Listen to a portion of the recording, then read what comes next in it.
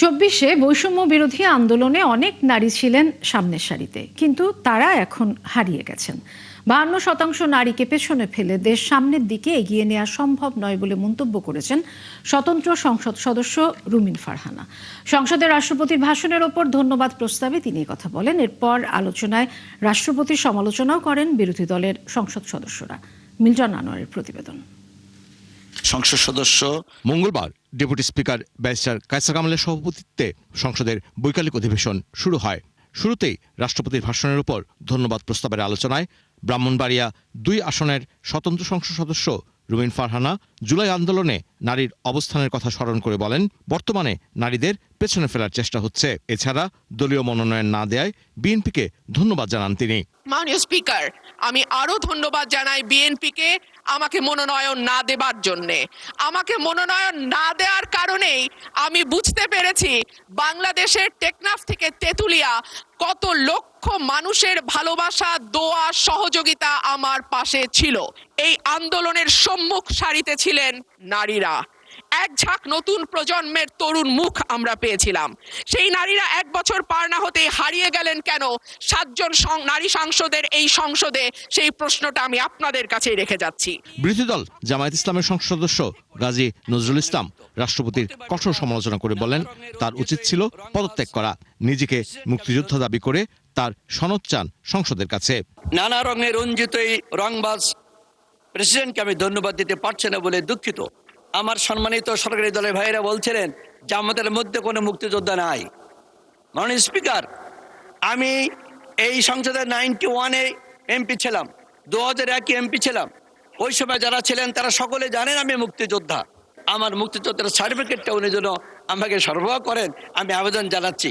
BNP সংসদ সদস্য মোহাম্মদ কামরুজ্জামান তার বক্তব্যে কর্তৃত্ববাদী সরকারের সময় নিজের গুম হওয়ার কথা জানিয়ে বলেন, গেল 17 বছরে একজন গুম হয়েছে তো আরেকজন দাঁড়িয়ে গেছে। তাই জুলাই নিয়ে বিরোধী দলের একক বড়াই ভালো নয়। আমিও ইলিয়াস আলীর সাথে গুম হয়েছিলাম। 17 বছর আমরা 600 মানুষ গুম হয়েছি। যেখানে চৌধুরী আলম গুম হয়েছে সেখানে সাজিদুল ইসলাম মামুন দাঁড়িয়েছে, যেখানে মামুন গুম হয়েছে সেখানে ইলিয়াস আলী দাঁড়িয়েছে, যেখানে ইলিয়াস আলী গুম হয়েছে। এভাবে ধারাবাহিকভাবে 600 মানুষের গুমের উপর দিয়ে ইনশাল্লাহ আমরা পার্লামেন্টে একসাথে আমরা চলার জন্য আসছি। সুতরাং আমি এবং আমিত্বকে পরিহার করে আমরা যদি এই সমাজ, এই রাষ্ট্রকে যে আমরা জনগণের কাছে প্রতিশ্রুতি দিয়ে আসছি, আমরা যদি ওইদিকেই থাকি নিশ্চয়ই জাতি আমাদেরকে ভালোবাসবে। রাষ্ট্রপতির ভাষণের উপর ধন্যবাদ প্রস্তাবের আলোচনায় অংশ নিয়ে সংসদ সদস্যরা বিগত সরকারের সমালোচনার পাশাপাশি নিজেদের নির্বাচনী এলাকার বিভিন্ন অভাব অভিযোগের কথাও জানান।